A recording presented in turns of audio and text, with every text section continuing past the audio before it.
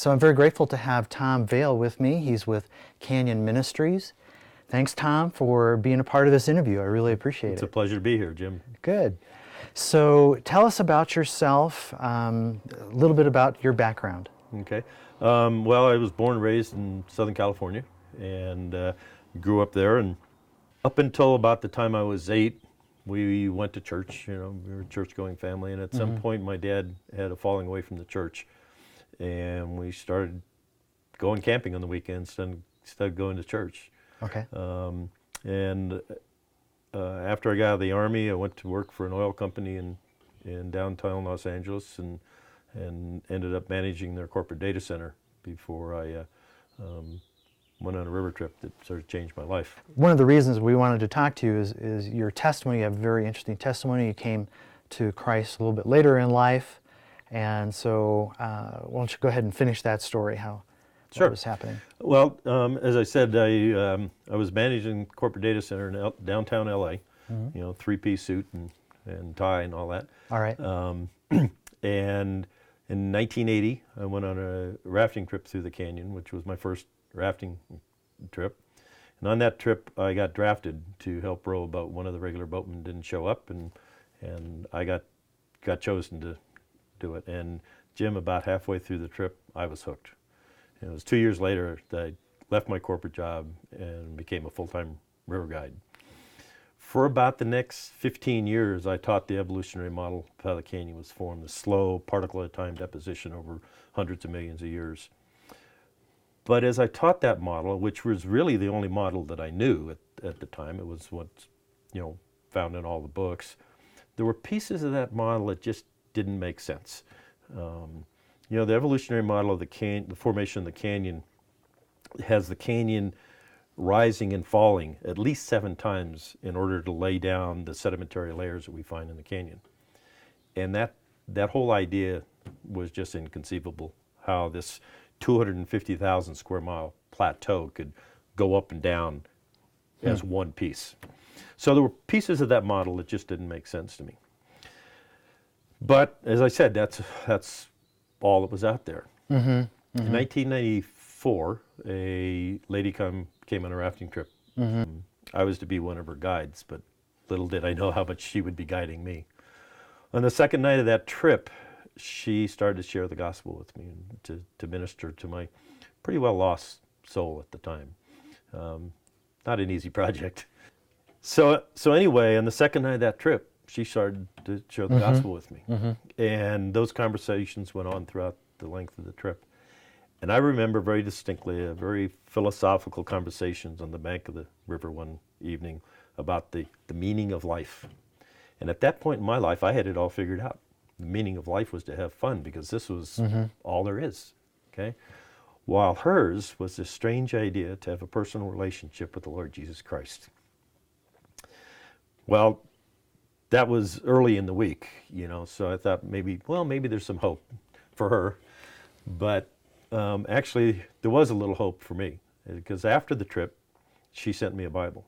And that Bible actually traveled halfway around the world with me to the Himalayas in Pakistan. I'd gone to Pakistan on a climbing trip, and the weather turned south and we weren't able to do anything we planned to do.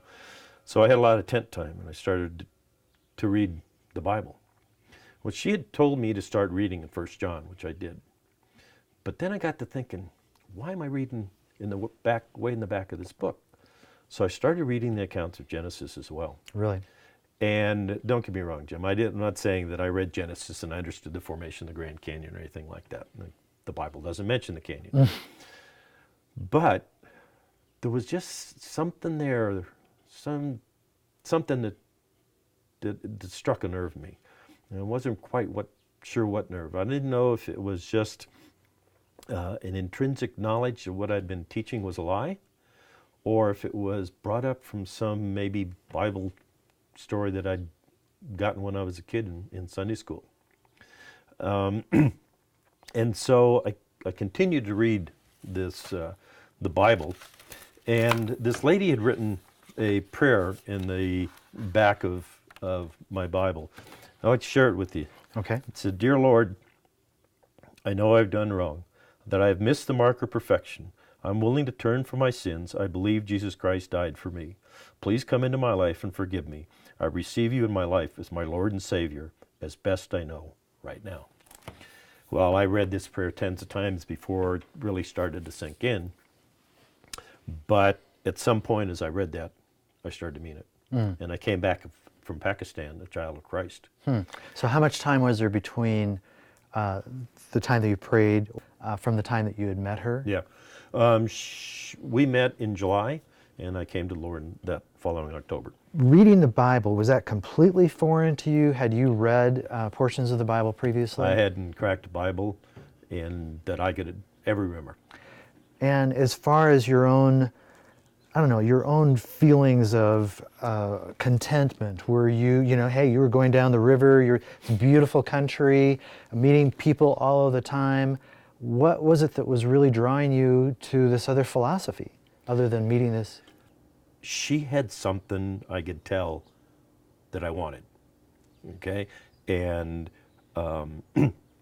so there was an attraction there, not only to her as a person, but to sort of what she represented, if you will.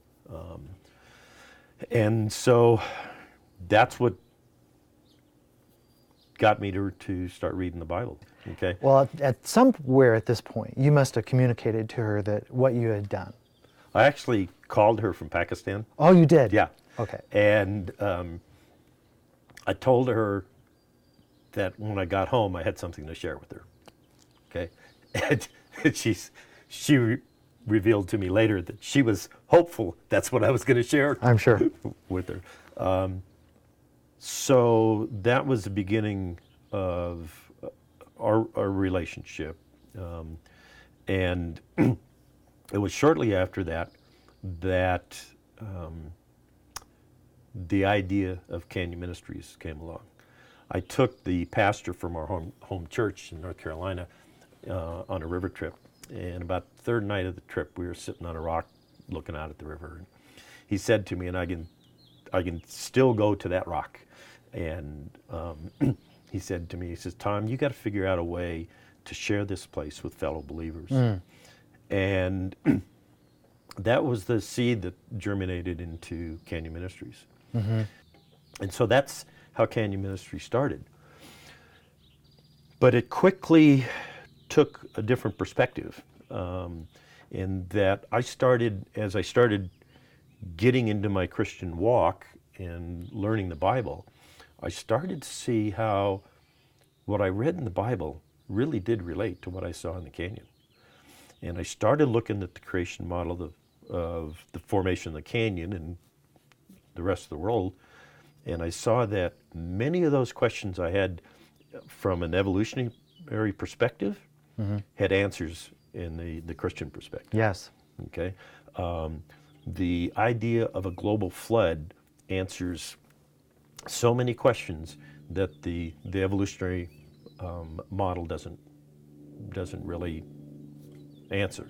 And I might say that, when I use the term evolutionary, but it's really a uniformitarian perspective, because there are believers that believe in evolution and God. So that's not a perfect terminology. But the Uniformitarian Model says that these layers are laid down slow particle at a time deposition over hundreds of millions of years, where you inject a global flood into what we see in the Grand Canyon, and it answers many of those questions. Like, Jim, but you've seen the canyon, you got to see it the other day, you see the layers and how there's this almost tabletop flat contact between them. Well, in uniformitarian thinking, there's millions of years of time and material missing there. Okay? But there's no sign of erosion there. Okay? And that is classic flood geology. That's how layers get laid down in a flood environment. Yeah. One of the things was so very clear is you can see certain spots where you're saying where it's very, very flat, or like between the layers, or in certain areas where the mountain, it's flat at the top of the mountain. But then you'll have other mountains to the foreground, and you'll see it's very, very jagged. Right. And so if you have jagged mountains that are then being overlaid with other material, then the stuff between those layers should be jagged. Right. Yeah. You should see the horizon of each layer ought to show some sign of either physical or chemical erosion, a soil horizon or something, but it's not. And the uniformitarian answer to that is that there was an erosional event that took place there that eroded everything off flat, and then this layer was laid on top of it. So you've got an erosional event that covers 250,000 square miles of the Colorado Plateau, but it also covers the vast majority of North America, because that's how big these sedimentary layers are. Some of the layers that we see in the Grand Canyon cover, as I said, the vast majority of North America. They stretch over into Europe, down into Northern Africa. The same great unconformity, which is the contact between the Creation rock, the day 3 Creation rock, and the first of the flood layers, is seen in Israel. Okay? So we're talking about worldwide events here. Is it the Tapeats Sandstone? Tapeats Sandstone's the bottom layer, yeah. Okay. And is it also found in other countries? Is it, or maybe throughout the United States? It's very, very broad? There's a picture in the Grand Canyon guidebook of the layers and how widespread they are. And the Tapeats is the lowest one. And it covers, as I said, the majority of the continent, and goes into Europe, down into Israel. It does? Yeah. Even the Tapeats? Yeah. The Redwall limestone, which is the big red layer that we see in the canyon, we had a geologist from England on a trip a few years ago, who's looking at this layer, and he says, that's the same layer that we see in England. And it's the stuff on top of it and the stuff below it are exactly the same. Okay? So these layers aren't local events. And when you have a formation that's big, that is that big, you have to ask yourself, how did they form? Where did that get? You know, the Uniformitarian Model says these layers are laid down at the bottom of a common placid sea. Well, if that's true, then you've got to have material coming into that sea to form these layers. But if the layer covers the whole continent, okay, where's the material coming from? You got ocean basins on both sides. You'd have to bring that material up and over the continent. Okay, and continents don't sink; they're lighter than the ocean floors. So that whole idea that it's going up and down like a yo-yo just doesn't make sense. Just yesterday, we were on a Grand Canyon tour, and very much appreciate having that opportunity. And so John was just telling us that it's not just the water, it's also all these sediments that are flowing that is helping to create these erosive conditions. Right, you grind up all this material, and it becomes like a real coarse sandpaper that just shaves this material off. Right. So, you know, and there's a lot of things in the canyon. You know, when you go on the Canyon Ministries river trip, you see a lot of really great stuff. Okay, you see Elves Chasm and Clear Creek Waterfall and the Little Colorado, and all these places are gorgeous. Yes. Deer Creek, Havasu, all of these places. But you also see a lot of the physical evidence that we find in the canyon that supports the flood model and the formation of the canyon, like the folding that we see in the canyon. There's a fold up one of the side canyons called Carbon Canyon, and this fold takes a 90-degree turn, and it's about 300 feet high. Okay, there's another one in the canyon called Monument Fold, and it comes along, and both of these are in the Tapeats, and the folds migrate up into layers above them. The Tapeats comes along, flat, relatively flat, comes up and makes this big S turn about 300 feet high, okay, without cracking the rock. And how do you do that in a uniformitarian model because in their model, that's supposed to be through 200, no, Tapeats is 500 million years old. And they think that those folds came after the sedimentary layers were laid down. Right. Well, you don't bend hard rock. It would just crumble. It doesn't make sense. I mean, that you can bend hard rock and fold it if you heat it up and you metamorphosize the rock, okay? But for that to happen, the crystalline structure of the rock has to change. And when you look at these formations, there's no sign of any morphism. And there's another fold in the canyon where two layers are neatly folded, about 30 feet, this, and the contact between them is supposed to represent over 100 million years of missing time and material. So this layer gets laid down, this layer gets laid down, and then 100 million years transpires, and then they fold. Sorry. These folds show that the folding had to happen when the material was still soft and pliable, showing that the folding and the laying down of these layers had to in fact be one event. If the only model that you hear is a uniformitarian model, that these layers can fold, you know, the uniformitarians have a magic wand that they wave over all these things to make them feasible. And that magic wand is millions of years. Okay?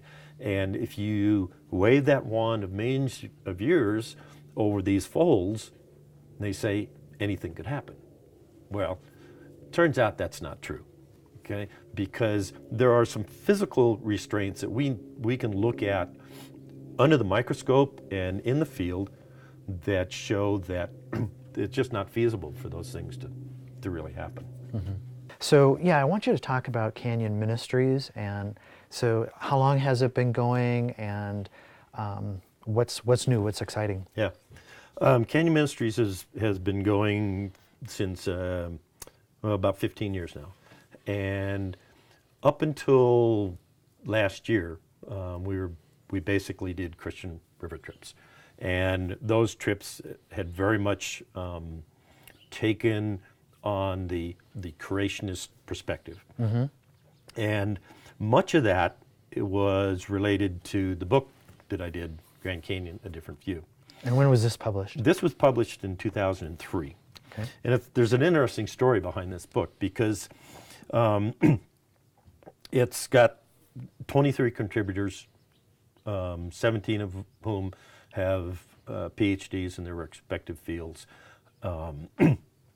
And so it's a compilation of creation scientists who speak to their own levels of expertise on different issues.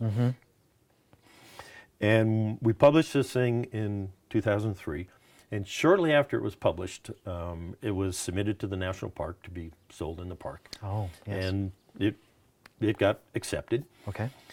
And then a few months after that, it was found by actually a retired professor from one of the California colleges. And he bought the book and wrote a rather scathing review about it. But he did say he liked the pictures, so that was nice.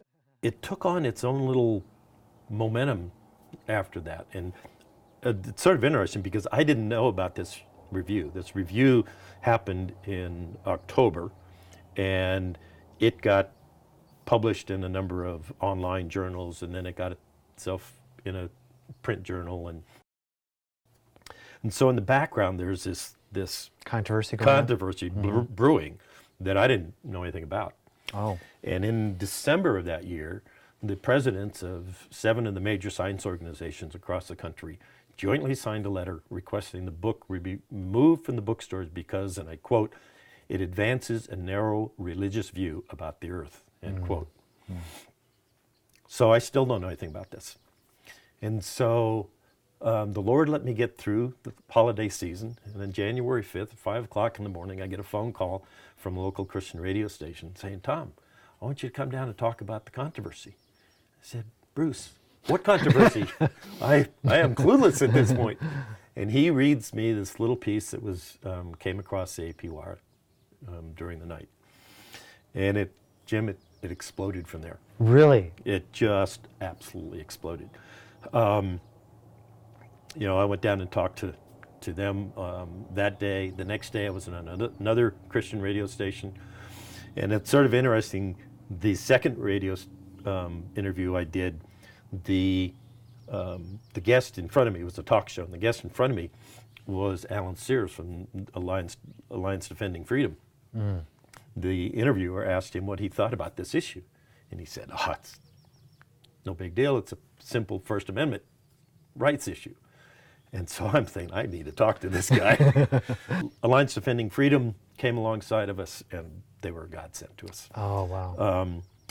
But over the next year, it was on dozens of television news shows, in lots of print media, most major newspapers across the country, literally dozens of radio programs. But as I look back on it, Jim, I got to ask him, why is this little book such a threat? Okay, it not only was on in most major newspapers here, but on 3 other continents as well. We did interviews in the Canyon from news media from England, from Germany. Why was this such a threat? If the Uniformitarian model is so secure, why is one little book, and it's the only book sold in the Canyon that presents a creationist perspective, why is it such a threat? If their model is that tight, one little book shouldn't be able to. I believe it's because this book tries to shine some light into this darkened world in which we live. Mm-hmm. And why is it that it's on the front page of the China Daily? Jim, the world is watching this country. We are the Christian nation of the world. And they want to know what we're going to do with this man, Jesus Christ. And, this is a prime example of how the Lord can use a nobody to further his kingdom. When this first came about, it took me months to agree to do this. I didn't want to do this book. Okay? And finally, my wife Paula says to me, she says, hon, that's when I know I'm in trouble. She says, most people write a book and then go look for a publisher. She says, these guys came to you. Do you think this might be of the Lord? Okay, I'll do the book. So that's how the book came about. And the publicity from the book obviously sort of rocketed Canyon Ministries into. What is the latest about Canyon Ministries? Well, there's a couple things that Canyon Ministries does that is, first of all, we are a nonprofit organization. And one of the things we do is a Christian leaders trip. And we take 23 Christian leaders from literally around the world on an 8-day trip, includes a full-length river trip, and show them the evidence that supports a young earth. Okay. And we do that from a biblical perspective. We show them the geology, but we show them from the scriptures how that geology and the scriptures intertwine. Okay. And that has had some dramatic results. And we are looking for people, as we say, we're trying to influence the influencers. Okay, and we've taken, lots of big names. We've taken presidents of seminaries, Old and New Testament seminary professors, leaders of large ministries. Del Tackett from the Truth Project has been with us, and gives a great testimony about the trip.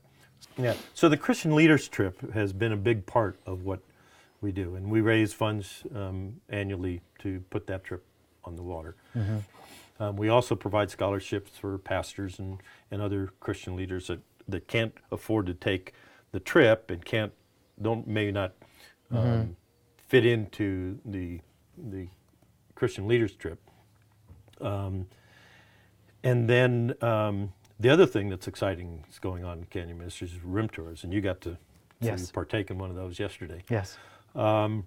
We have, over the years, been focused on the river, and I've been doing as many as a dozen trips a year, but the old body can't do that anymore.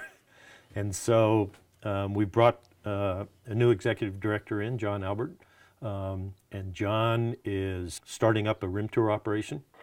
We bought a bus, and we're putting on half-day and full-day tours of the canyon, and that's really exciting.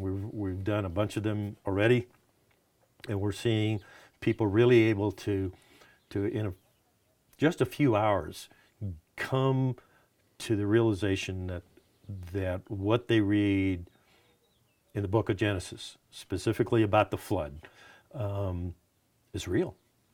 And if so many churches and seminaries and whatnot aren't teaching a historical view of Genesis, they're teaching some compromised, in my opinion, mythological view of Genesis. And when you start doing that, when you start saying, well, this part isn't true, but this part over here, I mean, where does truth begin? If the truth of God's word doesn't begin in Genesis 1:1, then where does it begin? If you're going to try to finagle, if you will, the first few chapters of Genesis, specifically Genesis 1 to 11, and say, well, creation didn't really happen in 6 days, it's millions of years, and there's a gap somewhere in there that you can stuff in millions of years.